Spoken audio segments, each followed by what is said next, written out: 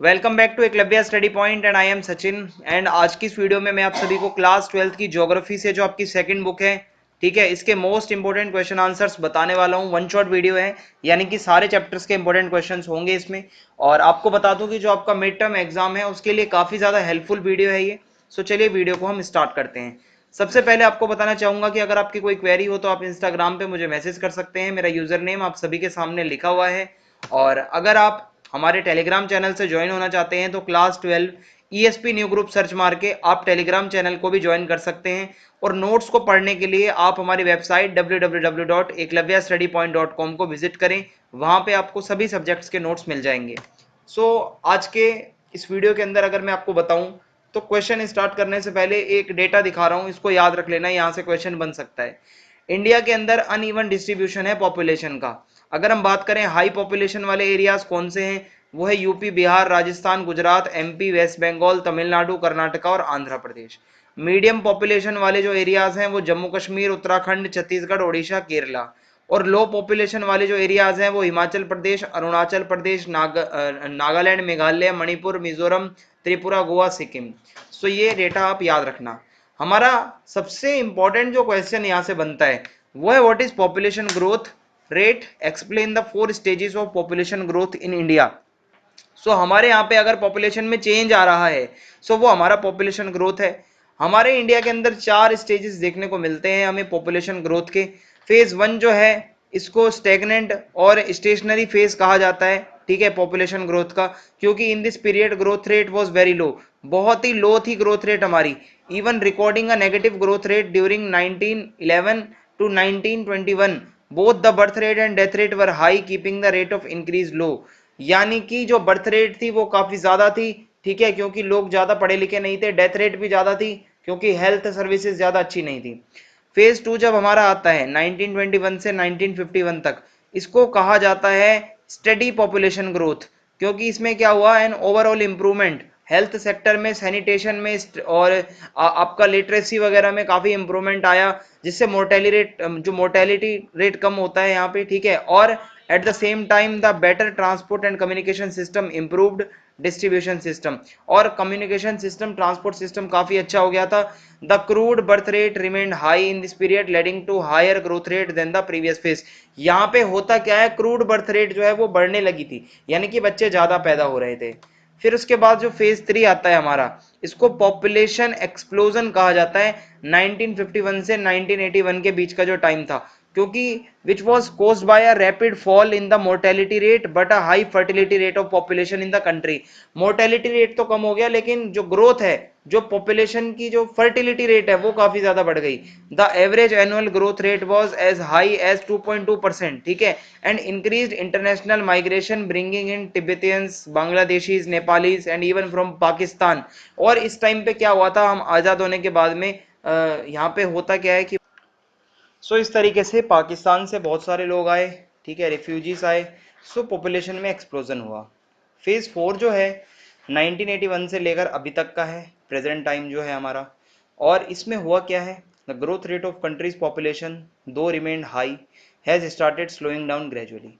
High तो रही है हमारी जो ग्रोथ रेट है, पर धीरे धीरे स्लो डाउन हो रही है। A downward trend of crude birth rate is held responsible for such a population growth. This was in turn affected by an increase in the mean age at marriage, improved quality of life, particularly education of females in the country. धीरे धीरे अब शादी की as बढ़ाई जा रही है और लाइफ की जो क्वालिटी है वो इम्प्रूव हो रही है, फीमेल्स को एजुकेशन दी जा रही है। इसी का ये असर है। Though the growth rate of population is still high in India, there is a wide regional variation from one region to another. अभी भी लेकिन जो रेट है वो हाई ही है।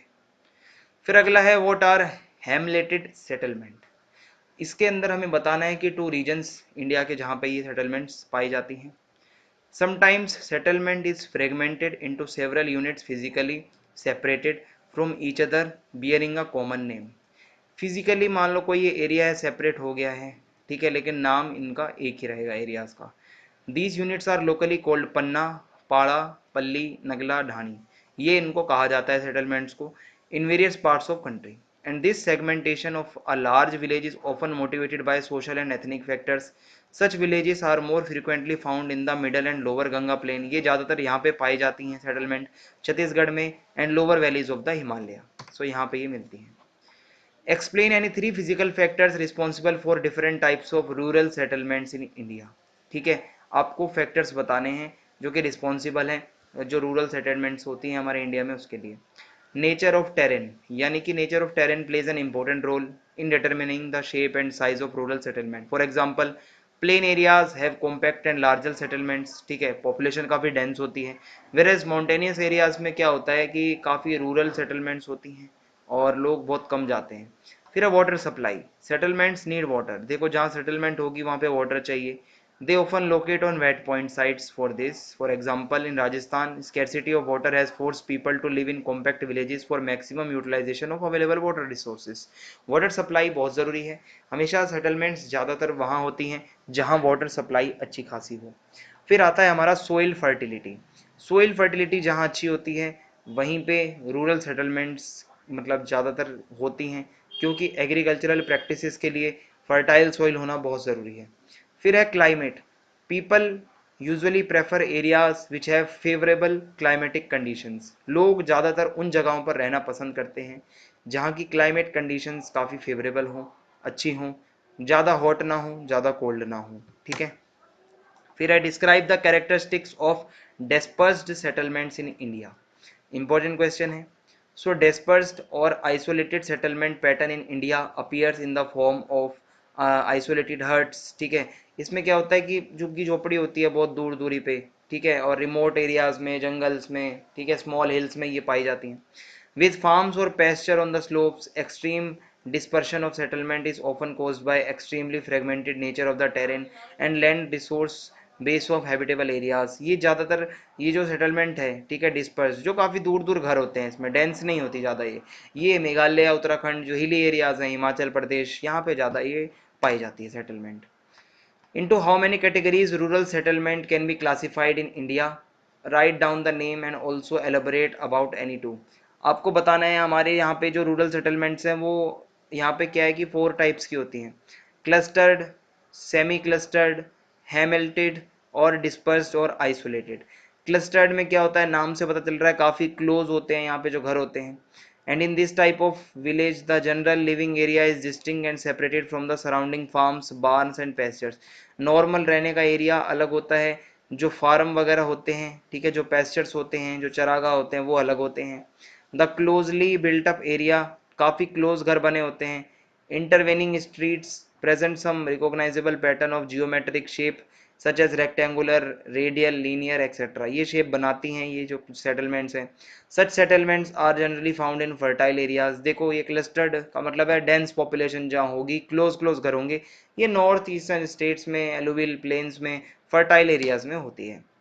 सेमी क्लस्टर्ड का मतलब क्या होता है, इसको हम फ्रेगमेंटेड सेटलमेंट्स कहते हैं.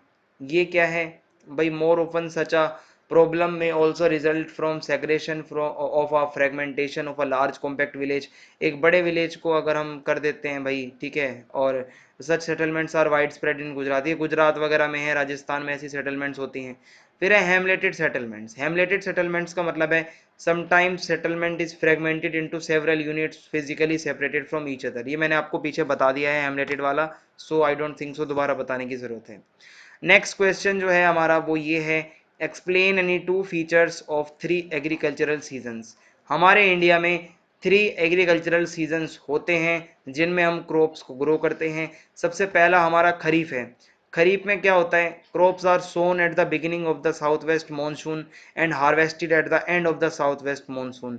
यानी कि इसके सोइंग सीजन जो है वो मई टू जुलाई होते हैं एंड हार्वेस्टिंग सीजन जो है वो सितंबर टू अक्टूबर होता है. इसकी जो इंपॉर्टेंट क्रॉप्स हैं खरीफ की, उसके अंदर jowar, bajra, rice, maize, cotton, groundnut, jute, hemp, sugarcane, tobacco etcetera, ये आते हैं खरीफ के अंदर. रबी के अंदर क्या है, crops need relatively cool climate during the period of growth but warm climate during the germination. ठीक है, sorry germination of their seed and maturation. So शुरू में तो इन क्रॉप्स को ठंडा क्लाइमेट चाहिए होता है पर बाद में गर्म. सोइंग सीजन जो है अक्टूबर से दिसंबर होता है. हार्वेस्टिंग सीजन इसका फरवरी से अप्रैल होता है। इसके जो इंपॉर्टेंट क्रॉप्स हैं वो वीट, बार्ले, ग्राम, ठीक है, लेंसेड, मस्टर्ड, मशूर एंड पी, पोटैटो, ये सब इसमें आता है। तीसरा सीजन होता है जायद। जायद में क्या होता है कि कुछ ऐसी क्रॉप्स होती हैं, ठीक है, जो कि थ्रू आउट द ईयर मतलब इनको उगाया जाता है। सो ये क्या है कि बेसिकली इनको अगस्त सितंबर में मतलब सो किया जाता है एंड हार्वेस्टिंग इसकी दिसंबर जनवरी में होती है। इसकी जो इंपॉर्टेंट क्रॉप्स हैं वो है आपकी भाई, ठीक है, ये आप यहाँ से हटाओ, और जायद के अंदर जो है आपकी, ठीक है, ये आती है वाटरमेलन, कुकुम्बर, लीफी, जो मतलब हमारे वेजिटेबल्स वगैरह होते हैं, ये सब इसमें आते हैं। तो आगे बढ़ते हैं। How the degradation of agricultural land is a serious problem of agriculture sector. Land का जो डिग्रेडेशन हो रहा है वो कैसे एक सीरियस प्रॉब्लम है।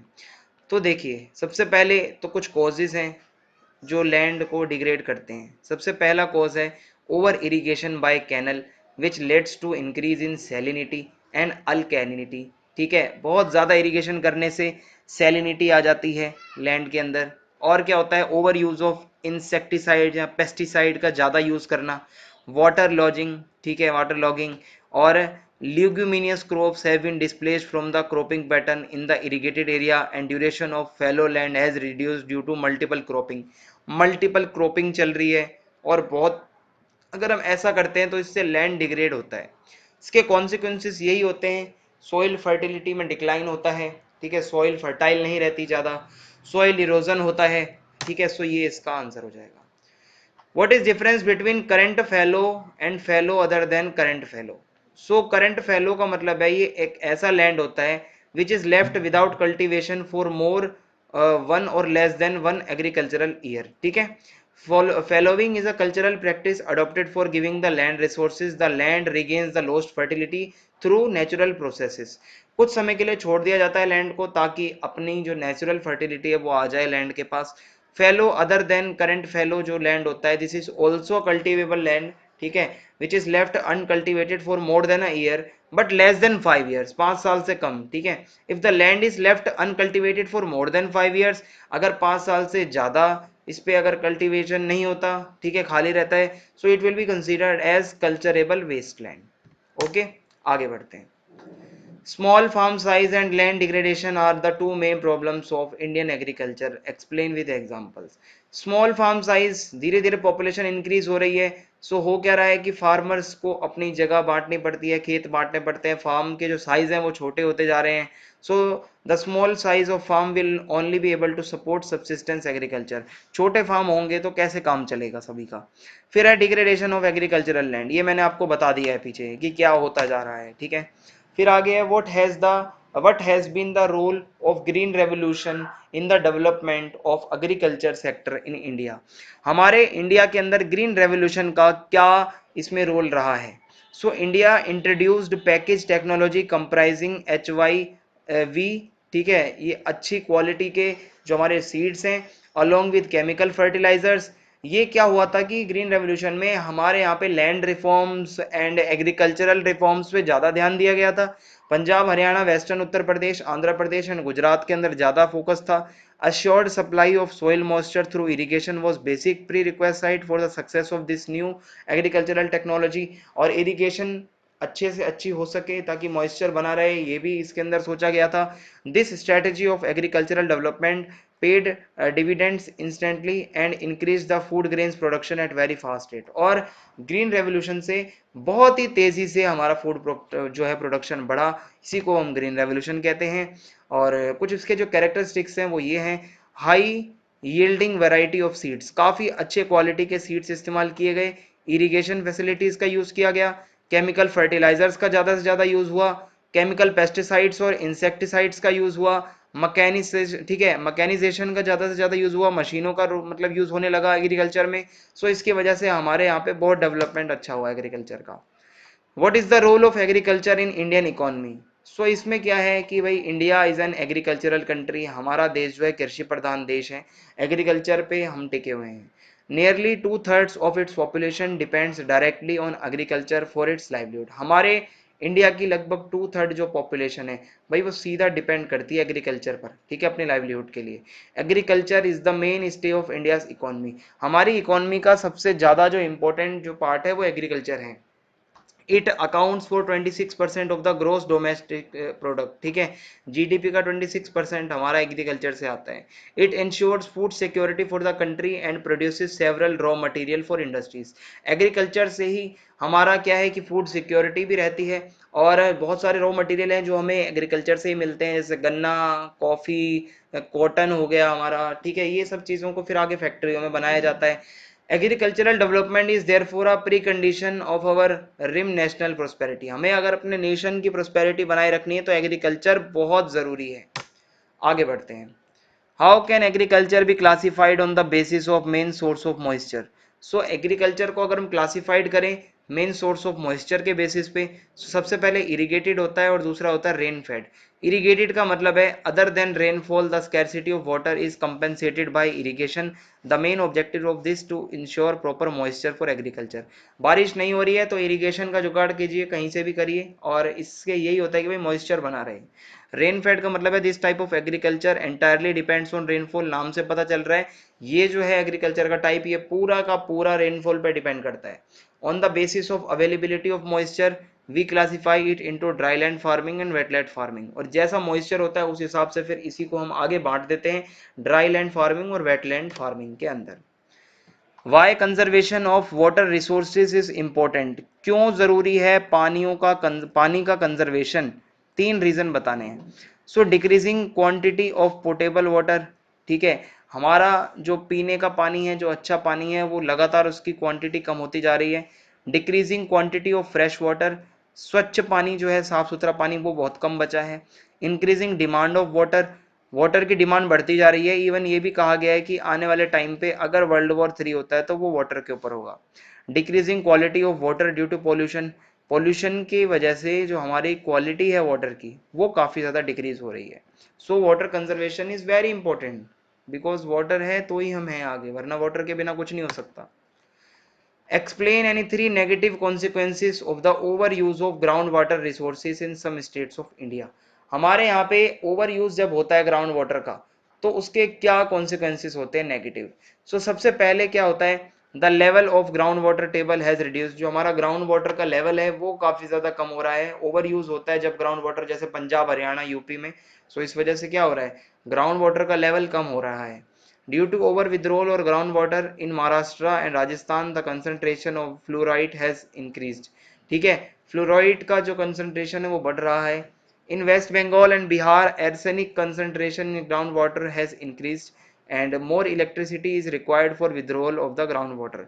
सो इस तरीके से ज़्यादा बिजली भी लगती है, तो भाई ग्राउंड वाटर कम से कम हो यूज़, ठीक है, तो ज़्यादा सही है। रेन वाटर की हार्वेस्टिंग हो, रेन वाटर को बचाया जाए तो ज़्यादा सही है। सो इस तरीके से ये इसके कुछ नेगेटिव कॉन्सिक्वेंसेस थे जो मैंने आपको बता दिए। What is rain water harvesting? So हमें अब बताना है। So explain any 5 uses of rain water harvesting. इस पे क्वेश्चन आ सकता है। So rain water harvesting is the technique of collection and storage of rain water. जो हमें बारिश से पानी मिलता है उसको स्टोर करना, उसको कलेक्ट करना, इसी टेक्निक को रेन वाटर हार्वेस्टिंग कहते हैं। इसके कुछ इकोनॉमिक एंड सोशल वैल्यूज़ हैं, जैसे कि it increases the availability of water. Water की अवेलेबिलिटी बढ़ाता है जिसको आगे हम एनिमल्स और इरिगेशन के लिए यूज़ कर सकते हैं। It improves the ground water level, ground water के लेवल को बढ़ाता है। It reduces flood and soil erosion, ठीक है। It improves the social bonding amongst the people. It saves the energy required for drawing, ठीक है, ground water resources. Ground water resources को अगर हमें निकालना है तो हमें एनर्जी लगती है, लेकिन अगर हम रेन वाटर को बचाते हैं तो वो हमारी एनर्जी है वो बचेगी कहीं ना कहीं। It increases problem solving capability in people, ठीक है। It improves man nature relationship. So rain water harvesting इसलिए बहुत ज़रूरी है। मैंने आपको 7 पॉइंट्स बता दिए हैं, कोई भी 5 याद रख लो, आपका काम चल जाएगा। आगे बढ़ते हैं अब हम। Which step which steps have been taken by government for watershed management? explain with 4 points। पानी बचाने के लिए हमारी गवर्नमेंट ने क्या क्या मेजर स्टेप्स उठाए हैं।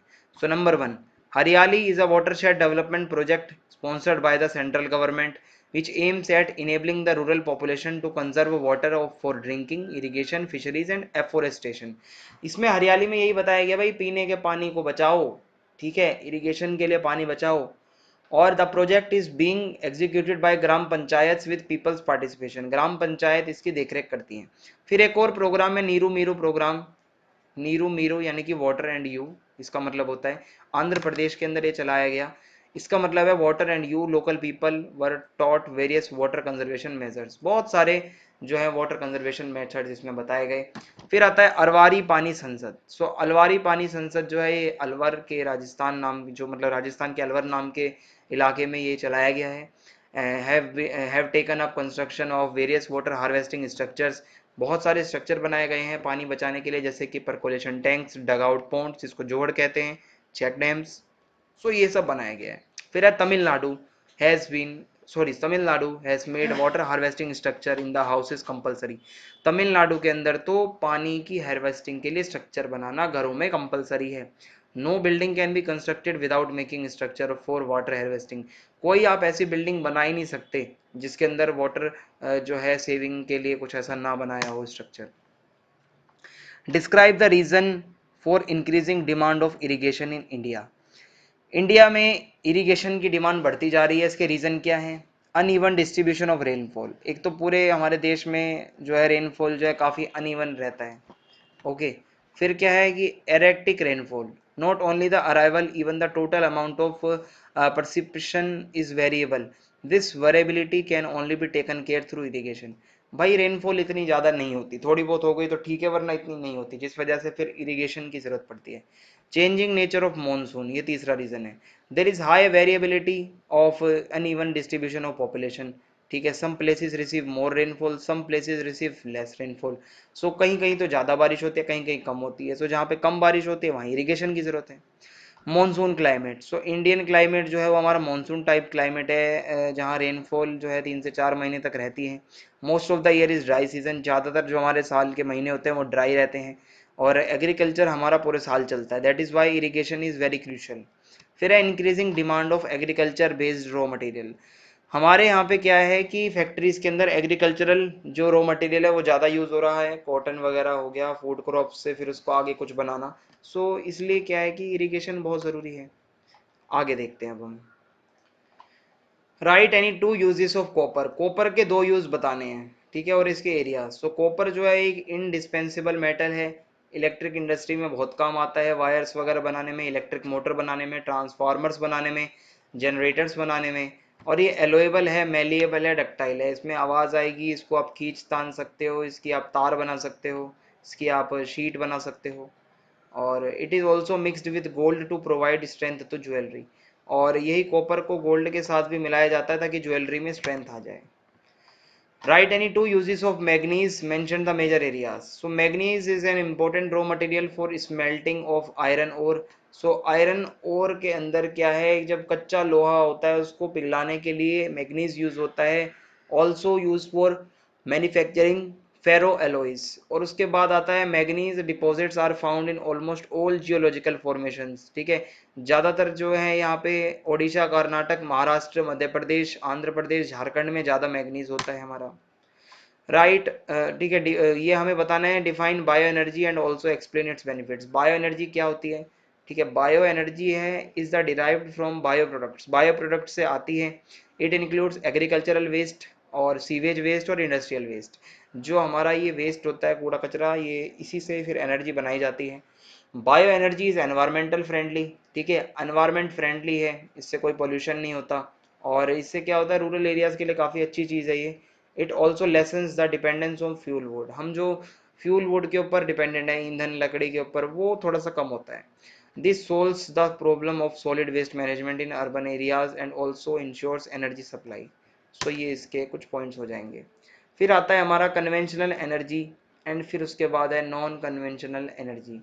कन्वेंशनल एनर्जी है this energy is in use for a long time period, बहुत लंबे समय से यूज हो रहा है। और जो नॉन कन्वेंशनल है वो रिसेंटली इंट्रोड्यूस की गई है। कन्वेंशनल एनर्जी में फॉसिल फ्यूल आते हैं, कोयल, ठीक है, कोयला, petrol, natural gas, nuclear energy वगैरह। और नॉन कन्वेंशनल में सोलर एनर्जी, विंड एनर्जी, ठीक है, and hydro energy, Jio thermal energy, biomass, ये सब आ जाएगा।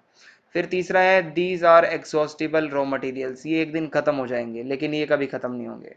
These are concentrated in particular locations, ठीक है, ये बहुत ही लिमिटेड जगहों पे होते हैं, लेकिन एनर्जी रिसोर्सेज को हम कहीं भी इस्टेब्लिश कर सकते हैं। These sources cause pollution and harm environment, और कन्वेंशनल एनर्जी के जो भाई सोर्सेस हैं वो काफ़ी पोल्यूशन करते हैं, जबकि नॉन कन्वेंशनल वाले काफ़ी एनवायरनमेंट फ्रेंडली हैं, इको फ्रेंडली हैं, चीप हैं और काफ़ी अच्छे हैं। फिर है why conservation of minerals needed, हमें अपने मिनरल्स को क्यों कंजर्व करके रखना चाहिए, कंजर्वेशन क्यों ज़रूरी है, क्योंकि मिनरल्स को बनने में बहुत टाइम लगता है, it takes a lot of time for their formation, immediately इसको रिचार्ज करके नहीं बनाया जा सकता, इसलिए ये ज़रूरी है। कैसे हम इसको बचा सकते हैं मिनरल्स को, सबसे पहले हम अल्टरनेटिव सोर्सेज को ढूंढें, जैसे solar power, wind power, wave, geothermal energy, जो इन एग्जॉस्टिबल रिसोर्सेज हैं उसको यूज़ करें, रिसाइकलिंग करें मेटेलिक मिनरल्स का, और जो कम मिनरल्स हैं उनका एक्सपोर्ट ना करें। Use of scrap is specially significant in metals like copper lead and zinc, ठीक है। And use of substitutes use करो भाई, जितना हो सकता है सब्सटीट्यूट्स को यूज करो, मेटल्स को बचाओ, मिनरल्स को बचाओ। Name any 5 non-conventional sources of energy and also mention a potential area of the resource। हमें 5 नॉन कन्वेंशनल सोर्सेज बताने हैं। सोलर एनर्जी है, विंड एनर्जी है, टाइडल एनर्जी है, जियोथर्मल एनर्जी है, बायो एनर्जी है। इसके एरियाज बताए हुए हैं। सोलर एनर्जी आपका राजस्थान गुजरात में, विंड एनर्जी राजस्थान गुजरात महाराष्ट्र कर्नाटक में, टाइडल एनर्जी जो है आपके कोस्टल एरियाज में, जियोथर्मल एनर्जी हिमालय के आसपास, बायो एनर्जी जो है वो रूरल एरियाज में। सो आई होप आप इसको आसानी से कर सकते हैं। अब differentiate between sectoral planning and regional planning. Sectoral planning का मतलब होता है, sectoral planning means formulation and implementation of the sets of the schemes और programmes aimed at development of various sectors. अलग अलग सेक्टर्स को आप डेवलप करने के लिए आप अगर काम करते हैं, ठीक है, और आप पूरी स्कीम्स बनाते हैं। फिर आपका रीजनल प्लानिंग आता है। इसमें क्या है कि इन एनी कंट्री कुछ एरियाज ऐसे होते हैं जो बहुत डेवलप होते हैं, कुछ होते हैं जो बहुत लैग करते हैं, काफ़ी पीछे होते हैं। सो ये जो अनइवन पैटर्न है डेवलपमेंट का, ये खत्म हो, इसके लिए फिर रीजनल प्लानिंग को लाया गया कि जो रीजनल इम्बैलेंस है उसको कम किया जा सके, उस रीजन की क्या डिमांड्स हैं उसको पूरा किया जा सके। Explain the importance of Indira Gandhi canal in providing water for irrigation in the canal command area. So irrigation stage 1 जो है वो इंट्रोड्यूस हो गया था 1960s में ही, स्टेज 2 भी जल्दी स्टार्ट हो गया था 1980s में। और कैनल इरीगेशन से क्या हुआ, ड्राई लैंड जो है वो काफ़ी ट्रांसफॉर्म होकर अब काफ़ी ग्रीनरी हो गई है राजस्थान में। Irrigation in stage 1 command area of the canal was introduced in early 1960s, ये मैंने आपको बता दिया है। Canal irrigation has brought about a perceptible transformation, काफ़ी ज़्यादा ट्रांसफॉर्मेशन हुआ है। और traditional crops sown in the area like gram, bajra, jowar, ये अब रिप्लेस होके अब वीट, कॉटन, ग्राउंडनट, राइस ये ज़्यादा उगाए जा रहे हैं। This has also helped in reducing wind erosion and siltation of canal system, and this intensive irrigation no doubt initially has led to tremendous increase in agriculture and livestock productivity। और जब ये canal बनी Indira Gandhi canal तो इससे irrigation काफ़ी बढ़ा, ठीक है, और भी बहुत सारे फायदे हुए। What the things noted prominently while planning for the development of mountainous regions। So जब हम mountainous या hilly areas के लिए प्लान करते हैं डेवलपमेंट के लिए, so सबसे पहले हम देखते हैं all people should benefit, सबको फ़ायदा मिले, ठीक है, ना कि सिर्फ अमीरों को। दूसरा है डेवलपमेंट ऑफ लोकल रिसोर्सेज और टैलेंट, जो वहाँ के लोकल रिसोर्सेज हैं, जो टैलेंट्स हैं उसको डेवलप किया जाए। थर्ड था making the livelihood economy investment oriented, ज़्यादा से ज़्यादा लोग जो है इन्वेस्ट करें। फिर उसके बाद है non exploitation of backward areas, backward areas के अंदर एक्सप्लोइटेशन ना हो। To improve the market system, ठीक है, लेबरर्स को बेनिफिट मिले ताकि। टू मेंटेन इकोलॉजिकल बैलेंस बना रहे। सो ये हो जाएगा। What kind of programs were initiated for people under the drought prone area, जो सूखे में एरियाज में रहते हैं, जो ड्रॉट प्रोन एरियाज हैं, वहाँ के लिए क्या प्रोग्राम बनाए गए। This program was initiated during the fourth 5-year plan with the objective of providing employment to the people in drought prone areas। So ये प्रोग्राम चलाया गया जो फोर्थ 5-year plan था उसमें। Initially this program laid emphasis on the construction of labor intensive civil works to provide more employment to people, ज़्यादा से ज़्यादा लोगों को रोजगार मिले, इसके लिए इस पे फोकस किया गया। एंड इसके अलावा it emphasised on irrigation projects, irrigation project में इसका काफ़ी फोकस था। लैंड डेवलपमेंट में, एफोरेस्टेशन में, ग्रासलैंड डेवलपमेंट में, बेसिक रूरल इंफ्रास्ट्रक्चर हो जैसे इलेक्ट्रिसिटी वगैरह मिले, रोड्स, मार्केट अच्छी हो, इस पे ध्यान दिया गया। The other strategies of development of these areas include adoption of integrated watershed development approach, और इसके अलावा the restoration of ecological balance between water, soil, plants and human and animal population should be a basic consideration in strategy of development of drought prone areas. ये सारी चीज़ों को ध्यान में रखते हुए ही हम ड्रॉट प्रोन एरियाज के लिए हम काम करते हैं। व्हाट स्टेप्स, ठीक है, इसके बाद what steps have been taken for the development of Bharmour region, socio economic consequences भी बताने हैं।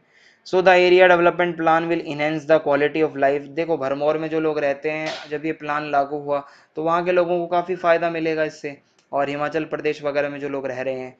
सबसे पहले क्या है, स्टेप्स उठाए गए, डेवलपमेंट किया गया बेसिक इंफ्रास्ट्रक्चर का, स्कूल हॉस्पिटल वगैरह बनाए गए, और साफ पानी मिले, रोड्स कम्युनिकेशन सिस्टम अच्छा हो, इलेक्ट्रिसिटी सही हो, इस पे अटेंशन दिया गया। इको फ्रेंडली तरीके जो हैं एग्रीकल्चर के उसको इनकरेज किया गया। साइंटिफिक मेथड्स जो है एनिमल हस्बेंड्री के वो बताए गए लोगों को। इसके सोशो इकोनॉमिक इफेक्ट्स क्या हुए कि लिटरेसी रेट बढ़ी, पीपल और जो थे भाई मैन वीमेन दोनों को काफ़ी फायदा हुआ। Production of pulses other cash crops increased, पहले क्या सब्सिस्टेंस क्रॉप्स ज़्यादा होती थी, अब यहाँ पे कैश क्रॉप्स का प्रोडक्शन बढ़ गया। Liberated the society from social evils like child marriages, child marriage वगैरह काफ़ी कम हो गई। सेक्स रेशियो अच्छा हो गया, लोगों का स्टैंडर्ड अच्छा हो गया जीने का। सो ये सब हो जाएगा। फिर है describe any 5 measures for encouraging sustainable development in the Indira Gandhi canal command area. So सबसे पहले तो भाई यहाँ पे वाटर जो है मतलब मैनेजमेंट पॉलिसी काफ़ी स्ट्रिक्ट होनी चाहिए, ठीक है। एंड क्रॉपिंग जो पैटर्न है उसमें वाटर इंटेंसिव क्रॉप को कम करो, और सिट्रस फ्रूट्स वगैरह को ज़्यादा उगाओ ताकि पानी कम लगे, ठीक है। सीएडी प्रोग्राम भी बहुत सारे चलाए गए, जैसे कि lining of water courses, land development, levelling, बाड़ाबंदी, ये सब किया गया। और जहाँ पे वाटर लॉजिंग ज़्यादा होती थी और जहाँ सैलिनिटी थी उसको ठीक किया गया, ठीक है। और the eco development through afforestation, shelter belt plantation and pasture development is necessary, काफ़ी ज़रूरी था। The social sustainability in the region can be achieved only, जब जो गरीब लोग हैं उनको भी कुछ फाइनेंशियल हेल्प मिलेगी, एड मिलेगी, तभी वो कल्टीवेशन भी कर पाएंगे जो गरीब लोग हैं। Discuss the positive impact of the Indira Gandhi canal in the desert region of Rajasthan, Rajasthan के रेगिस्तानी इलाके में इंदिरा गांधी कैनल का क्या पॉजिटिव इम्पैक्ट रहा। So forestation and pasture programme develop the deserted area into greenland, और इसके अंदर हुआ क्या भाई, जो एक रेगिस्तानी इलाका था वो हरा भरा हो गया है। And increase in agriculture, agriculture जब बढ़ा है तो कैश क्रॉप्स भी बढ़ी हैं, और कमर्शियल क्रॉप्स इंट्रोड्यूस हो गई हैं, इन्होंने रिप्लेस कर दिया है ट्रेडिशनल क्रॉप्स को। ये आपको बता दिया था। इसी के साथ ये वीडियो हमारी यहीं खत्म होती है। वीडियो पसंद आई हो तो चैनल को सब्सक्राइब कर दें, ज़्यादा से ज़्यादा वीडियो को लाइक करें, वीडियो को ज़्यादा से ज़्यादा शेयर करें, और कमेंट बॉक्स में ज़रूर बताएं वीडियो कैसी लगी। जय हिंद, जय भारत, बहुत बहुत धन्यवाद।